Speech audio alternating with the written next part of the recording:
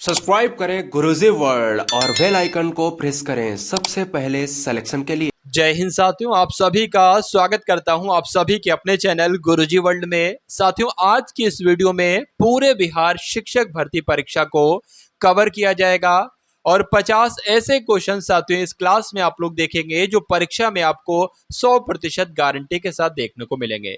तो क्लास साथियों यहाँ पर आपकी शुरू हो चुकी है और मैं आपको बता दूं कि जो भी बिहार शिक्षक भर्ती में साथियों जिन जिन टॉपिक से क्वेश्चंस बनेंगे उन सभी टॉपिक्स को और उन सभी क्वेश्चंस को कवर कर दिया जाएगा इस क्लास के माध्यम से। तो पहला क्वेश्चन आपकी स्क्रीन पर बताने की कोशिश कीजिए कि इसका राइट आंसर क्या होगा।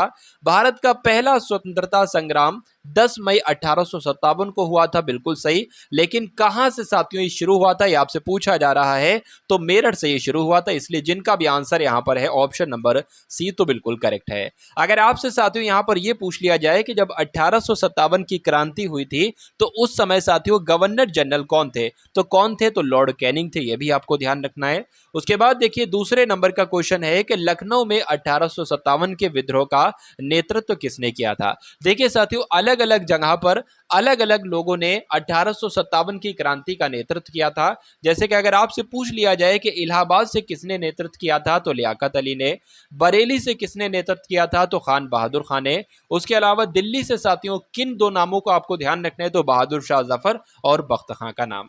चलिए अगर बात करते हैं लखनऊ में 1857 की क्रांति का नेतृत्व किसने किया था, तो बेगम हजरत महल ने किया था। आंसर आपका जाएगा ऑप्शन नंबर बी के साथ। चलिए उसके बाद देखिए तीसरे नंबर का प्रश्न आपकी स्क्रीन पर है और आपसे पूछा जा रहा है कि 1857 के विद्रोह का तात्कालीन कारण इनमें से क्या था। तो साथियों इसका वजह क्या थी, इस विद्रोह की वजह क्या थी, तो अगर बात करें इस विद्रोह की वजह क्या थी तो आंसर आपका ऑप्शन नंबर डी के साथ जाएगा, यानी कि चर्बी वाले कारतूसों का इस्तेमाल किया गया था। यही साथियों कारण बना 1857 के विद्रोह का। उसके बाद देखिए कि असहयोग आंदोलन के दौरान चौरी चौरा की घटना उत्तर प्रदेश के किस जिले में हुई थी, बताइए। चलिए तो यहां पर अगर बात करें साथियों कि आपको ध्यान रखना है गोरखपुर में हुई थी। कहां पर हुई थी यह घटना, तो उत्तर प्रदेश के किस जिले में हुई थी, तो यूपी के गोरखपुर में हुई थी। आंसर आपका जाएगा ऑप्शन नंबर ए के साथ। उसके बाद देखिए चौरी चौरा घटना के कारण किस आंदोलन को अचानक रोकना पड़ा था, बताइए भाई इसका राइट आंसर आपका क्या होगा। देखिए चौरा चौरी कांड की वजह से 12 फरवरी 1922 को जो बारदोली में हुई थी ना कांग्रेस की बैठक, इसमें असहयोग आंदोलन को समाप्त करने का फैसला लिया गया था। तो वही तो आपसे पूछा जा रहा है कि इस आंदोलन को समाप्त करने का फैसला लिया गया, तो असहयोग आंदोलन को साथियों। उसके बाद देखिए भारत के खिलाफत आंदोलन के बारे में क्या सही है, तो कौन सा ऑप्शन साथियों बिल्कुल सही लग रहा है, बताने की कोशिश कीजिए। यह भारत में मुगल शाही परिवार को पुनः बहाल करने के लिए एक आंदोलन था, नहीं। यह पाकिस्तान की मांग का एक आंदोलन था, नहीं। यह जलियांवाला बाग के नरसंहार के खिलाफ एक आंदोलन था, तो नहीं। यह तुर्की सुल्तान के समर्थन में एक आंदोलन था, तो यह आपका बिल्कुल करेक्ट आंसर हो जाता है। और जिनका आंसर यहाँ पर डी है तो बिल्कुल करेक्ट है। उसके बाद देखिए कि निम्नलिखित में से कौन 1923 में गठित स्वराज पार्टी के संस्थापक सदस्यों में से एक थे, बताइए। चलिए तो यहां पर अगर साथियों बात करते हैं स्वराज पार्टी की स्थापना कब होती है, तो 1923 में होती है। और किसके द्वारा होती है, तो मोतीलाल नेहरू और चित्तरंजन दास का नाम आपको ध्यान रखना है। आंसर आपका जाएगा ऑप्शन नंबर सी के साथ, सॉरी ऑप्शन नंबर ए के साथ। और जिनका आंसर यहां पर ए है बिल्कुल करेक्ट है। उसके बाद देखिए साथियों खिलाफत आंदोलन का नेतृत्व किसने किया था, आपसे पूछा जा रहा है। तो आपको ध्यान ये रखना है खिलाफत आंदोलन की शुरुआत साथियों यानी कि इसका नेतृत्व किसने किया था, तो अली बंधु ने। आपको ध्यान रखना है इसका नेतृत्व किसने किया था, तो अली बंधु ने इसका नेतृत्व किया था। आंसर आपका जाएगा ऑप्शन नंबर बी के साथ। उसके बाद देखिए कि नेक्स्ट नंबर का क्वेश्चन आपकी स्क्रीन पर है।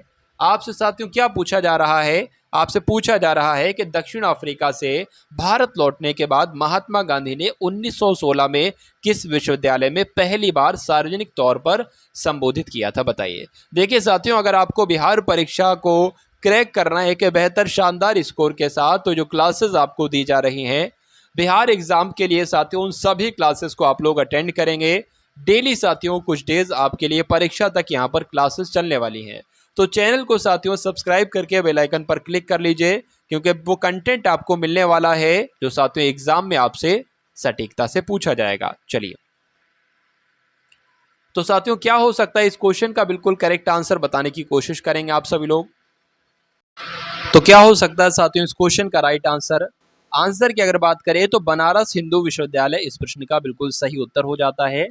आप लोग साथियों ध्यान रखेंगे कि दक्षिण अफ्रीका से भारत लौटने के बाद महात्मा गांधी जी ने 1916 में किस विश्वविद्यालय में पहली बार सार्वजनिक तौर पर संबोधित किया था? तो बनारस हिंदू विश्वविद्यालय में किया था। उसके बाद देखिए 1857 के विद्रोह को अंग्रेजों ने आखिरकार कब दबाया? तो साथियों कब दबाया ये आपसे पूछा जा रहा है। तो 1859 में दबाया, ये आपको ध्यान रखना है। आंसर आपका जाएगा ऑप्शन नंबर ए के साथ। उसके बाद देखिए स्वतंत्रता की पहली चिंगारी किसने प्रज्वलित की, जिसकी वजह से 1857 के विद्रोह की शुरुआत हुई? तो साथियों ये अगर बात करें ना तो मंगल पांडे का नाम सबसे पहले आता है। तो आंसर साथियों जिनका भी है ऑप्शन नंबर सी के साथ तो बिल्कुल करेक्ट है। उसके बाद देखिए साथियों निम्नलिखित में से किसने संथाल विद्रोह और 1857 के विद्रोह के दौरान अंग्रेजों की सहायता की थी? तो साथियों किसने की थी, ये परीक्षा में आपसे प्रश्न पूछा जाएगा। नाम आपको यहाँ पर ध्यान रखना है महताब का, यानी कि महताब चंद, महाराज महताब चंद ने आपको ध्यान रखना है संथाल विद्रोह और 1857 के विद्रोह के दौरान अंग्रेजों की सहायता की थी। उसके बाद देखिए भारत का पहला प्रमुख समाचार पत्र जिसका नाम है बंगाल गजट, ये किस वर्ष में शुरू किया गया? तो ये किस वर्ष में साथियों शुरू किया गया? आंसर आपका जो जाएगा वो आंसर आपका ऑप्शन नंबर ए के साथ जाएगा। और जिनका आंसर यहाँ पर ऑप्शन नंबर ए है तो बिल्कुल करेक्ट है भाई, बहुत बढ़िया, वेरी गुड क्लास। चलिए उसके बाद देखिए अशोक ने साथियों किसके युद्ध के बाद बौद्ध उपदेशों को अपना लिया था? तो बक्सर के युद्ध के बाद, कलिंग के युद्ध के बाद, पानीपत के या मगध के युद्ध के बाद? तो आपको साथियों यहाँ पर ध्यान रखना है अशोक ने कलिंग के युद्ध के बाद बौद्ध उपदेशों को अपना लिया था, इसलिए आंसर आपका जो जाएगा वो ऑप्शन नंबर बी के साथ जाएगा। सांची के स्तूप का निर्माण साथियों किसने करवाया? तो यहाँ पर आपका राइट आंसर क्या होगा? तो आपको ध्यान रखना है अशोक ने सांची के स्तूप का निर्माण करवाया, इसलिए आंसर आपका जो जाएगा वो ऑप्शन नंबर ए के साथ जाएगा। उसके बाद देखिए साथियों बिहार राज्य की स्थापना कब हुई थी आपसे पूछा जा रहा है। तो अच्छा क्वेश्चन है, आपकी परीक्षा में पूछा जा सकता है। आपको ध्यान रखना है कि 22 मार्च 1912 को बिहार राज्य की स्थापना की गई थी। तो जिनका जिनका आंसर यहाँ पर है बी तो बिल्कुल करेक्ट है। उसके बाद देखिए साथियों बिहार के पहले मुख्यमंत्री कौन थे? दरोगा राय, केबी सहाय, श्री कृष्ण सिंह या सतीश प्रसाद सिंह? तो अगर पहले मुख्यमंत्री की बात करते हैं ना तो आपको ध्यान रखना है श्री कृष्ण सिंह इनका नाम था और ये बिहार के प्रथम मुख्यमंत्री थे। आंसर अगर आपका है ऑप्शन नंबर सी तो बिल्कुल करेक्ट है। उसके बाद देखिए साथियों 18वें नंबर का प्रश्न है, आपसे पूछा जा रहा है कि बिहार का क्षेत्रफल कितना है, बताने की कोशिश कीजिए। तो बिहार का क्षेत्रफल की अगर बात करें तो 94,163 वर्ग किलोमीटर है, ये आपको ध्यान रखना है। आंसर यहाँ पर जिनका भी है ऑप्शन नंबर डी के साथ तो बिल्कुल करेक्ट हो जाता है। इंडिया नाम किस नदी से लिया गया है? तो इंडिया नाम साथियों किस नदी से लिया गया है? तो सिंधु नदी से लिया गया है, ये आप लोग ध्यान रखेंगे साथियों। चलिए उसके बाद देखिए सबसे पहले पहिए किससे बने थे, बताइए भाई, रबर से, कांच से, लकड़ी से या लोहे से? तो सबसे पहले पहिए जो बने थे ये किससे बने थे? ये लकड़ी के बने थे, इसलिए आंसर आपका किस ऑप्शन के साथ जाना चाहिए? तो ऑप्शन नंबर सी के साथ जाना चाहिए। चलिए उसके बाद देखिए कि होम रूल लीग आंदोलन के साथियों संस्थापक कौन थे? तो होम रूल लीग आंदोलन के साथियों संस्थापक आपसे पूछे जा रहे हैं, तो बताने की कोशिश करेंगे आप सभी लोग, बताइए। चलिए देखिए यहां पर अगर बात करें साथियों तो होम रूल लीग का संबंध बाल गंगाधर तिलक से भी है और एनी बेसेंट से भी है। तो यहाँ पर एनी बेसेंट नाम आया है, तो इसलिए आंसर आपका क्या हो जाएगा भाई? ऑप्शन नंबर बी आपके इस क्वेश्चन का बिल्कुल करेक्ट आंसर हो जाता है। उसके बाद देखिए सीधी कार्यवाही दिवस की घोषणा किसने की थी, बताइए भाई। सीधी कार्यवाही दिवस की घोषणा साथियों किसने की थी? तो मोहम्मद अली जिन्ना ने की थी। आपका आंसर अगर है ऑप्शन नंबर ए के साथ तो बिल्कुल करेक्ट है। नई दिल्ली को देश की राजधानी कब बनाया गया? 1908 में, 1910 में, 1911 में या साथियों 1914 में? तो नई दिल्ली को देश की राजधानी साथियों कब बनाया गया? 1911 में बनाया गया, ये आपको ध्यान रखना है। आंसर अगर आपका है ऑप्शन नंबर सी तो बिल्कुल करेक्ट है। उसके बाद देखिए साथियों पूना समझौता कब हस्ताक्षरित किया गया? 1935 में, 28 में, 30 में या साथियों 1932 में? तो आपको ध्यान रखना है कि पूना समझौता किनके बीच हुआ था? भीमराव अंबेडकर और महात्मा गांधी जी के बीच। कब हुआ था साथियों? तो 1932 में हुआ था, इसलिए आंसर आपका जाएगा 1932 ऑप्शन नंबर डी। उसके बाद देखिए पूना समझौता का संबंध किससे है? तो आपने अभी देखा पूना समझौता कब और किसके बीच हुआ, और पूना समझौता का संबंध किससे था? तो साथियों किससे था? पिछड़े वर्गों के लिए चुनावी सीटों के आरक्षण से था। ये आपको ध्यान रखना है, इसलिए आंसर आपका जो जाएगा वो ऑप्शन नंबर ए के साथ जाएगा। उसके बाद देखिए निम्नलिखित में से किसने सबसे पहले आजाद हिंद फौज के गठन की कल्पना की थी, बताइए। सबसे पहले आजाद हिंद फौज के गठन की कल्पना किसने की थी साथियों? तो मोहन सिंह ने की थी। ये आपको ध्यान रखना है, आंसर आपका जाना चाहिए ऑप्शन नंबर सी के साथ। चलिए उसके बाद देखेंगे अगले नंबर का प्रश्न आपसे पूछा जा रहा है कि किसने 21 अक्टूबर 1943 को आजाद हिंद की अस्थाई सरकार के गठन की घोषणा की थी, बताइए भाई। तो किसने की थी? सुभाष चंद्र बोस ने की थी। आपको ध्यान रखना है, आंसर आपका जो जाएगा वो ऑप्शन नंबर डी के साथ जाएगा। अगर आपसे पूछा जाए कि सुभाष चंद्र बोस ने कब आजाद हिंद की अस्थाई सरकार के गठन की घोषणा की थी, तो 1943 में की थी। उसके बाद देखिए अगला प्रश्न है कि पंजाब के किस शहर को पहले रामदासपुर के नाम से जाना जाता था, बताइए भाई। पंजाब के पहले साथियों किसको? तो आपको ध्यान रखना है, अमृतसर को किस नाम से जाना जाता था? तो रामदासपुर के नाम से जाना जाता था, इसलिए आंसर आपका जाएगा ऑप्शन नंबर सी के साथ। चलिए उसके बाद देखिए कि 1866 में ईस्ट इंडिया संघ की स्थापना किसने की थी, बताइए। क्या पूछा जा रहा है कि 1866 में ईस्ट इंडिया संघ की स्थापना साथियों किसने की थी? तो दादा भाई नौरोजी ने की थी। आपको ध्यान रखना है, इसलिए आंसर आपका यहाँ पर किस ऑप्शन के साथ जाएगा? तो ऑप्शन नंबर डी के साथ जाएगा।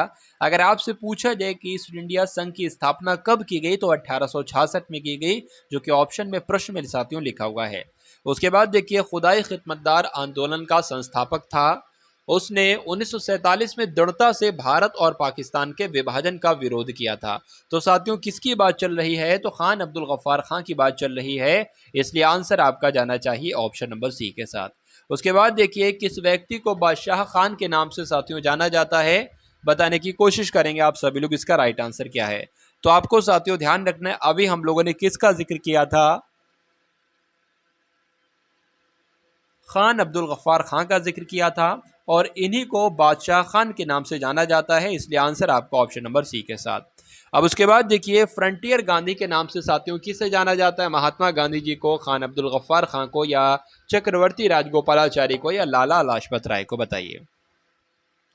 तो फ्रंटियर गांधी के नाम से साथियों किसे जाना जाता है? इनको भी किसे जाता है, इनके खान अब्दुल गफ्फार खां को ही कहा जाता है फ्रंटियर गांधी। तो जिनका आंसर यहाँ पर ऑप्शन नंबर सी है तो बिल्कुल, सॉरी ऑप्शन नंबर बी है तो बिल्कुल करेक्ट है। आपको मालूम होना चाहिए सीमांत गांधी किसे कहा जाता है, तो ये भी खान अब्दुल गफ्फार खां को, और फ्रंटियर गांधी किसे कहा जाता है, तो ये भी किसे कहा जाता है? खान अब्दुल गफ्फार खां को। उसके बाद देखिए सीमांत गांधी किसे कहा जाता है, तो ये तो अभी हम लोगों ने देखा, खान अब्दुल गफ्फार खां को ही सीमांत गांधी के नाम से जाना जाता है। चलिए उसके बाद देखिए साथियों अगले नंबर का प्रश्न आपकी स्क्रीन पर है। आपसे क्या पूछा जा रहा है कि 1946 में भारत में अंतरिम सरकार, क्या साथियों लिखा है 1946 में भारत में अंतरिम सरकार बनाने के लिए लॉर्ड वेवेल ने किसे आमंत्रित किया था, बताइए भाई। तो किसे आमंत्रित किया था आपसे पूछा जा रहा है, तो पंडित जवाहरलाल नेहरू को आमंत्रित किया था, इसलिए आंसर आपका जाएगा ऑप्शन नंबर ए के साथ। उसके बाद देखिए ब्रिटिश की ग्रीष्मकालीन राजधानी इसमें से कौन सी है भाई, बताइए। चलिए तो साथियों डलहौजी है, शिमला है, ऊटी है, या दार्जिलिंग है? तो आपको ध्यान रखना है शिमला के बारे में साथियों, आप लोग ध्यान रखेंगे कि शिमला जो है ना ये ब्रिटिश की ग्रीष्मकालीन राजधानी है, इसलिए जिनका आंसर यहाँ पर है ऑप्शन नंबर बी के साथ यानी कि सी के साथ, तो बिल्कुल करेक्ट हो जाता है। उसके बाद देखिए अगले नंबर का प्रश्न, चलिए पिछली हुई, क्या लिखा हुआ है साथियों? पिघली हुई मैग्मा से बनने वाली चट्टानों को क्या कहा जाता है, बताइए भाई। तो क्या कहा जाता है? कांतरी चट्टाने, फिलाइट चट्टाने, आग्नेय चट्टाने, या अवसादी चट्टाने? तो इनको नाम साथियों की अगर बात करें तो आग्नेय चट्टाने आप लोग ध्यान रखेंगे, इसलिए आंसर आपका जाएगा ऑप्शन नंबर सी के साथ। विश्व की सबसे गहरी झील साथियों कौन सी है, बताने की कोशिश कीजिए, बताइए भाई। चलिए विश्व की सबसे गहरी झील की अगर बात करते हैं ना, तो बैकाल झील का नाम सबसे पहले आता है, यानी कि सबसे गहरी झील कौन सी साथियों? तो बैकाल झील। उसके बाद देखिए चंबल है, बेतवा है, सोन है, ठीक है, ये पूर्व की ओर बहने वाली नदियां हैं, या उत्तर की ओर, या पश्चिम की ओर, या साथियों दक्षिण की ओर? यहाँ पर आंसर आपका जो जाएगा वो ऑप्शन नंबर बी के साथ जाएगा। दिल्ली की अगर बात करें तो ये किस नदी के तट पर स्थित है, बताइए भाई। तो दिल्ली आपको ध्यान रखना है यमुना नदी के तट पर स्थित है। उसके अलावा साथियों यमुना नदी के तट पर और कौन कौन से शहर हैं, तो आगरा भी है और मथुरा भी है, और दिल्ली तो मैं आपको बता ही चुका हूं। उसके बाद देखिए यमुना नदी साथियों, ये हरिद्वार में गंगा से मिलती है या ऋषिकेश में मिलती है या इलाहाबाद में मिलती है या साथियों पटना में मिलती है। तो आंसर आपका यहाँ पर जो जाएगा ना वो इलाहाबाद के साथ जाएगा, यानी कि आपको ध्यान ये रखना है कि यमुना नदी इलाहाबाद में जाकर गंगा नदी से मिलती है। तो जिनका आंसर यहाँ पर है ऑप्शन नंबर सी के साथ, तो बिल्कुल करेक्ट है। चलिए, अगर गंगा नदी की लंबाई की बात करें तो 2525 किलोमीटर इसकी लंबाई है, ये आपको ध्यान रखना है। गंगा नदी की सबसे लंबी सहायक नदी कौन सी है, तो साथियों यमुना नदी है, ये आपको ध्यान रखना है। उसके बाद देखेंगे नेक्स्ट नंबर का क्वेश्चन है कि इंदिरा गांधी नहर कमल क्षेत्र को पूर्व में किस नाम से जाना जाता था। तो साथियों किस नाम से जाना जाता था, राजस्थान नहर के नाम से जाना जाता था, इसलिए आंसर आपका किस ऑप्शन के साथ जाएगा, तो ऑप्शन नंबर ए के साथ जाएगा। भारतीय सुरक्षा बल के सर्वोच्च कमांडर साथियों कौन होते हैं, ये आपसे पूछा जा रहा है। देखिए यहाँ पर अगर बात करें, जो भी भारतीय सुरक्षा बल के सर्वोच्च कमांडर होंगे ना, तो वो राष्ट्रपति होंगे। और वर्तमान समय में राष्ट्रपति कौन है, आप सभी लोग जानते हैं अच्छे से, द्रौपदी मुर्मू जी हैं। उसके बाद देखिए 40वें नंबर का प्रश्न साथियों, देखिए कि भारत के संविधान के अनुसार संघ के रक्षा बलों के प्रमुख कौन होते हैं, बताइए। थल सेना के अध्यक्ष, राष्ट्रपति, प्रधानमंत्री या साथियों रक्षा मंत्री। तो भारत के संविधान के अनुसार संघ के रक्षा बलों का जो प्रमुख होता है ना साथियों, वो भी कौन होते हैं, वो भी राष्ट्रपति होते हैं। तो जिनका भी आंसर यहाँ पर है ऑप्शन नंबर बी के साथ, तो बिल्कुल करेक्ट हो जाता भाई, बहुत बढ़िया, वेरी गुड क्लास। अब उसके बाद देखिए कि निम्नलिखित में से किसे भारत के राष्ट्रपति के द्वारा नियुक्ति नहीं दी जाती है, कौन भारत के राष्ट्रपति के द्वारा नियुक्त नहीं होते। देखिए अगर बात करें ना हम लोग यहाँ पर, तो राज्यपाल की नियुक्ति साथियों भारत के राष्ट्रपति करते हैं, भारत के मुख्य न्यायाधीश की नियुक्ति भी भारत के राष्ट्रपति करते हैं, और उच्च न्यायालय के न्यायाधीशों की नियुक्ति भी राष्ट्रपति करते हैं। लेकिन जो राज्यों के राज्य मुख्यमंत्री होते हैं ना साथियों, तो राज्यों के मुख्यमंत्री की नियुक्ति कौन करते हैं, राज्यपाल के द्वारा की जाती है, भारत के राष्ट्रपति के द्वारा नहीं की जाती है। तो यही आपका राइट आंसर हो जाता है। और ये बात साथियों किसमें लिखी है कि भारत के जो मतलब राज्यपाल होंगे वो राज्यों के राज्य मुख्यमंत्रियों की नियुक्ति करेंगे, या अनुच्छेद 164 में साथियों बात लिखी है कि राज्यों के मुख्यमंत्री की नियुक्ति राज्य के राज्यपाल के द्वारा की जाएगी। उसके बाद देखिए भारतीय संविधान में केंद्र एवं राज्य दोनों में संसदीय लोकतंत्र के रूप में शासन की एकल संरचना का प्रावधान किया गया है या संघीय संरचना का प्रावधान किया गया है, क्या होगा साथियों इसका राइट आंसर। तो आपको ध्यान रखना है, लोकतंत्र संसदीय लोकतंत्र के रूप में शासन की संघीय संरचना का प्रावधान किया गया है, इसलिए आंसर आपका जाएगा ऑप्शन नंबर बी के साथ। चलिए, उसके बाद देखिए कि इनमें से कौन से भारतीय प्रधानमंत्री ने संसद का सामना नहीं किया, बताइए। तो इनमें से कौन से भारतीय प्रधानमंत्री ने संसद का कभी सामना ही नहीं किया, तो चौधरी चरण सिंह ने साथियों कभी सामना ही नहीं किया। तो इसलिए जिनका आंसर है यहाँ पर ऑप्शन नंबर डी के साथ, तो बिल्कुल करेक्ट है भाई, बहुत बढ़िया, वेरी गुड क्लास। अगर चौधरी चरण सिंह की बात करें तो ये भारत के प्रधानमंत्री भी रहे, उप प्रधानमंत्री भी रहे, गृह मंत्री भी रहे साथियों, और उत्तर प्रदेश के मुख्यमंत्री भी रहे। उसके बाद देखिए नेक्स्ट नंबर का क्वेश्चन आपकी स्क्रीन पर है कि भारत में इनमें से किसे पदच्युत करने के लिए महाअभियोग की प्रक्रिया लागू नहीं होती है, बताइए क्या होगा इस साथियों। इस क्वेश्चन का बिल्कुल सही जवाब, तो अगर बात करें इसके राइट आंसर की, तो प्रधानमंत्री आपको ध्यान रखना है, यानी कि किसे पदच्युत करने के लिए, तो प्रधानमंत्री को पदच्युत करने के लिए महाअभियोग की प्रक्रिया लागू नहीं होती है। जिनका भी आंसर यहाँ पर है ऑप्शन नंबर सी, तो बिल्कुल करेक्ट है। उसके बाद देखिए साथियों कि भारत के प्रथम मुख्य चुनाव आयुक्त कौन थे, बताइए। तो अगर बात करें भारत के प्रथम मुख्य चुनाव आयुक्त कौन थे, तो सुकुमार सेन का नाम आपको ध्यान रखना है। आंसर जिनका भी यहाँ पर है ऑप्शन नंबर ए, तो बिल्कुल करेक्ट है। इनका कार्यकाल क्या था, तो 1950 से लेकर 1958 साथियों इनका कार्यकाल था, ये भी आपसे पूछा जा सकता है। ईवीएम की फुल फॉर्म की साथियों अगर बात करें तो ईवीएम की फुल फॉर्म क्या हो जाएगी, बताइए। Electric voting machine, election voting machine, या इसेंशियल वोटिंग मशीन, या इलेक्ट्रॉनिक वोटिंग मशीन।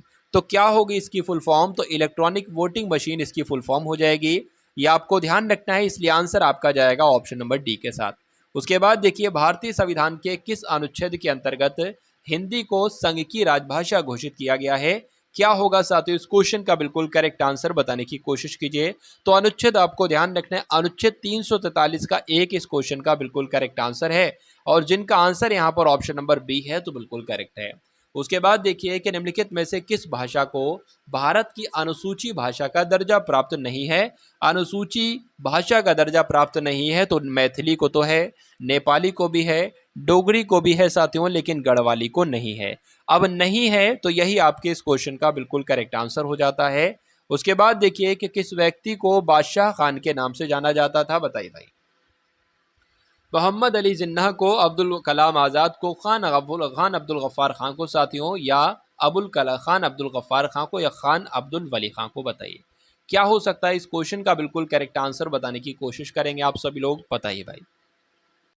तो इस प्रश्न के सही जवाब की साथियों बात करें तो खान अब्दुल गफ्फार खान आपके इस क्वेश्चन का बिल्कुल करेक्ट आंसर हो जाता है। उसके बाद देखिए साथियों 50वें नंबर का प्रश्न आपकी स्क्रीन पर, और ये क्वेश्चन मैं आपको इसी क्लास में करवा चुका हूं। तो साथियों अभी कुछ मिनट पहले आपने जो क्वेश्चन पढ़ा है उसका उत्तर देखा है क्या? क्या आप साथियों इस प्रश्न का उत्तर देने को तत्पर हैं, क्योंकि ये आपने अभी पढ़ा है।